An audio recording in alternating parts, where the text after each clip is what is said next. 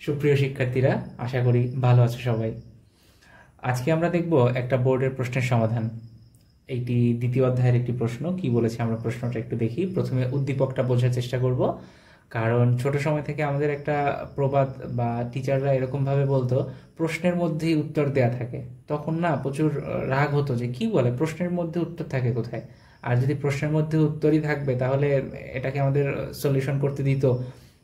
তো এখন বুঝতে পারি আসলে আমাদের প্রশ্নের মধ্যেই কিন্তু সমাধান করার জন্য ক্লু দেয়া থাকে। আমরা উদ্দীপকটা একটু ভালোভাবে লক্ষ্য করি। কি বলা আছে? 30 মিটার পার সেকেন্ড আদি বেগে একটি ক্রিকেট বলকে মুকুল খাড়া উপরের দিকে ছুড়ে দিল। সবসময় ফিজিক্সে আমি বলি, সায়েন্সের বা যে কোনো বিষয়ের ক্ষেত্রে ভিজুয়ালাইজেশনটা খুবই ইম্পর্টেন্ট। স্পেশালি ফিজিক্সের ক্ষেত্রে এটা একটা নিদারুণ সত্য ঘটনা। তুমি যত বেশি ভিজুয়ালাইজ করতে পারবা, তোমার ইমাজিনারি পাওয়ার যত ভালো হবে, তুমি তত ভালো করতে পারবে। প্রয়োজনে আমরা প্রথমত একে ছবি বা ডায়াগ্রাম এঁকে সহায়তা নিব। দেখো, আমি যদি একটু এটাকে ডায়াগ্রামের মাধ্যমে বোঝার চেষ্টা করি। 30 মিটার পার সেকেন্ড আদি বেগে একটি ক্রিকেট বলকে মুকুল খাড়া উপরের দিকে ছুড়ে দিল। ধরলাম এই একটা ক্রিকেট বল, এই ক্রিকেট বলটাকে মুকুল নামে একটি ছেলে খাড়া উপরের দিকে ছুড়ে দিল, এবং যখন ছুড়ে দিয়েছে তখন তার আদিবেগ ছিল 30 মিটার পার সেকেন্ড।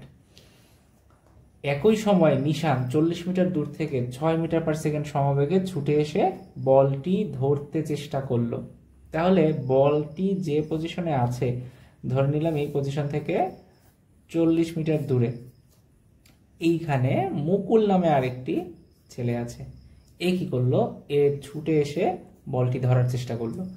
একই সময়ে মানে মুকুল যে সময় উপরের দিকে বলটিকে ছুড়ে দিয়েছে, ঠিক একই সময়ে নিশান সেও দৌড়ে বলটি ধরার জন্য আসছে, এবং নিশান সে কত বেগে? 6 মিটার পার সেকেন্ড সমবেগে। তাহলে V equal 6 meter per second সমবেগে ছুটে এসে বলটি ধরতে চেষ্টা করলো। তাহলে আমরা প্রশ্ন বুঝতে পারলাম।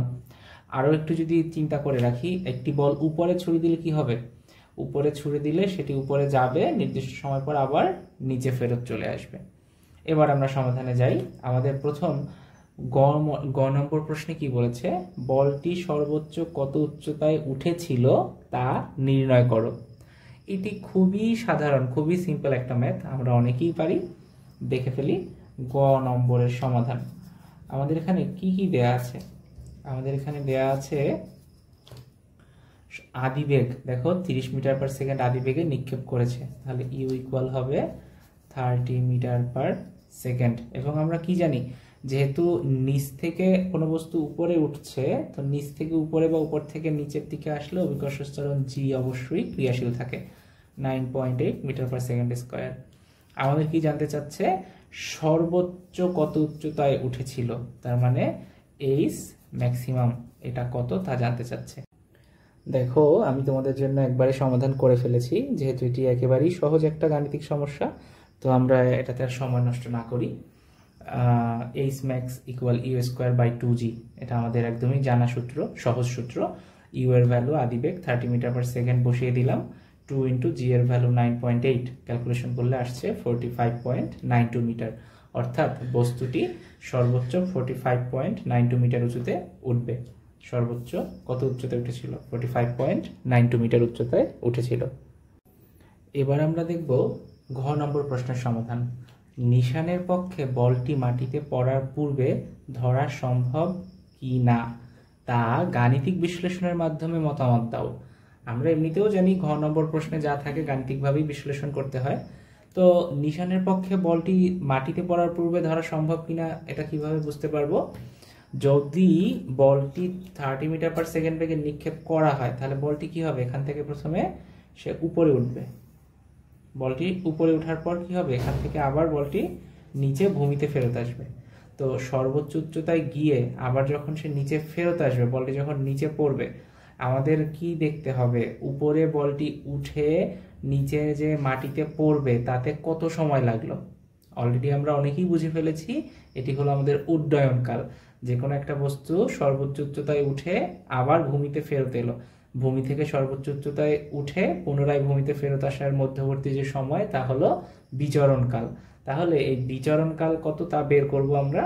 এবং এই বিচরণকাল যত সময় হবে, অর্থাৎ এই বলটা ভূমি থেকে বা মাটি থেকে যত সময় উপরে থাকবে, ওই সময়ের মধ্যে এই যে 6 মিটার পার সেকেন্ড সমবেগে সে ছুটে এসে ধরতে চেষ্টা করলো, যদি নিশান ওই বলটা উপরে গিয়ে নিচে আসার যে সময়, ওই সময়ের মধ্যে নিশান দৌড়ে আসতে পারে, তাহলেই ধরতে পারবে। আমরা ধরে নিলাম নিশান খুবই একজন ভালো প্লেয়ার, সে খুব ভালো ক্যাচ ধরতে পারে, সে কোনোভাবে এই 40 মিটার কভার করতে পারলেই বলটি ধরতে পারবে।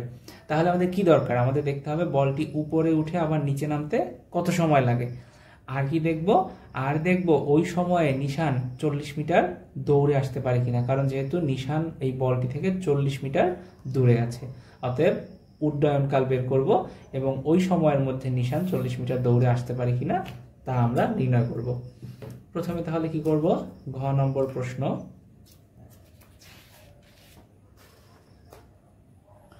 দেখো আমাদের এখানে কি কি দেয়া আছে। আমাদের এখানে দেয়া আছে উড্ডয়নকাল বা বিচরণকাল যদি বের করতে হয় আমাদের আদিবেগ প্রয়োজন 30 মিটার পার সেকেন্ড, জি এর value 9.8 meter per second square, এবং আমাদের বিচরণকাল ক্যাপিটাল টি ইকুয়াল কত তা নির্ণয় করব। তাহলে আমরা জানি বিচরণকাল টি ইকুয়াল 2u বাই জি বা টোয়াইস ইউ বাই জি, তাহলে 2 × 30 ডিভাইডেড বাই 9.8 যদি ক্যালকুলেশন করি তাহলে আমরা দেখতে পাবো আমাদের বস্তুটি সর্বোচ্চ 6 পয়েন্ট বা বলটি 6.12 সেকেন্ড পর্যন্ত ভূমি থেকে বা মাটি থেকে উপরে থাকবে। তাহলে 6.12 সেকেন্ড যদি সে উপরে থাকে, এই বস্তুটি বা বলটি মাটি থেকে উপরে উঠবে আবার উপর থেকে নিচে নামবে, উপরে উঠতে এবং নামতে মোট 6.12 সেকেন্ড সময় লাগবে। তাহলে আমরা এখন কি দেখব? এই 6.12 সেকেন্ডের মধ্যে নিশান কতটা দৌড়ে আসতে পারে। নিশান যদি 40 মিটার দৌড়ে আসতে পারে তাহলে সে বলটি ধরতে পারবে। তাহলে এখন দেখি আমরা আবার কি জানি। যেহেতু এখানে আমাদের নিশান সমবেগে দৌড়ে আসছিল 6 মিটার পার সেকেন্ড, এবং এখানে মাত্রই আমরা সময় বের করলাম 6.12 সেকেন্ড, নিশানের অতিক্রান্ত দূরত্ব কত তা বের করতে হবে।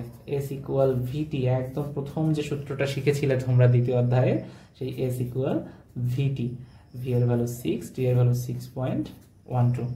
তাহলে যদি আমরা ক্যালকুলেশন করি আমাদের কত আসে? 6 × 6.12 36.72 মিটার। দেখো দুর্ভাগ্যজনকভাবে 36.72 meter is less than 40 metre.